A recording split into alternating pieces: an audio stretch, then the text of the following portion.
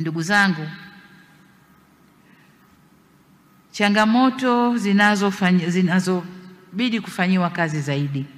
Hizi changamoto zilikuwa za mwaka ule ambao tulizungumza, tumezifanyia kazi, lakini bado kuna changamoto zinahitaji kufanyiwa kazi zaidi.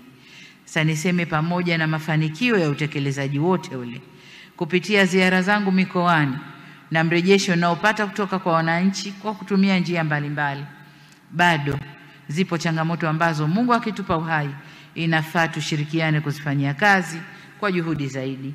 Kwa hapa nitagusia changamoto 3 kubwa.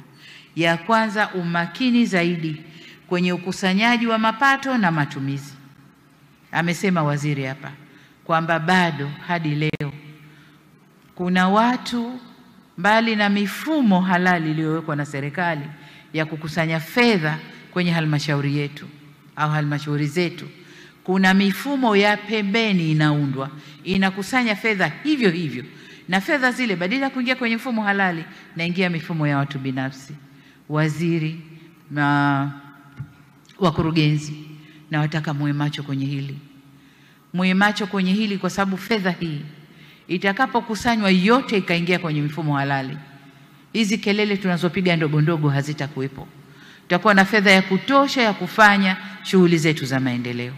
Lakini tukiachia zikienda mikono mingine, maendeleo yetu yanakwenda kuzorota, na muda wote halmashauri zinadai fedha serikali kuu, wakati fedha iko kule na inaachiwa inapeperuka.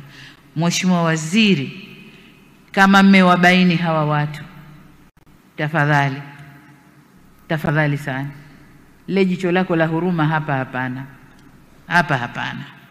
Lakini wengine kama alivyosema wamethubutu kuja na risiti, lugha siku hizi risiti feki, lakini ni risiti za udanganyifu, sio risiti halisi. Huko wanakusanya mapato lakini kwa risiti zisizo halisi.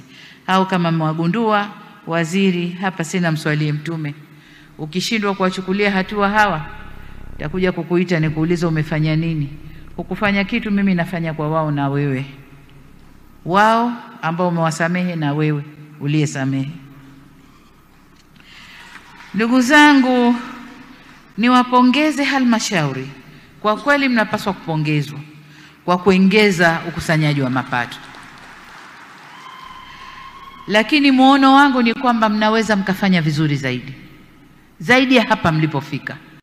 Kama kuna fedha bado hazikusanywi, zinakusanywa kwa risiti feki, zinakusanywa kwa mifumo ya pembeni, mkiziba huko na mengineyo, mnaweza mkakusanya vizuri zaidi. Kwa nendeni kajipangeni, tukusanye vizuri zaidi.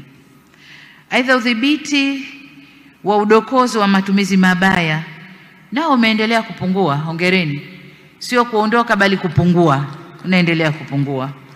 Kwenye taarifa mdhibiti na mkaguzi mkuu wa hesabu alizokuja kunipa juzi hapa, ameona hakuna matokeo ya kutoa hati mbaya kwa serikali za mitaa, lakini bado ameona kuna vijikasoro ambapo mtavisikia kesho kutwa atakapokuja kuwasilisha taarifa yake.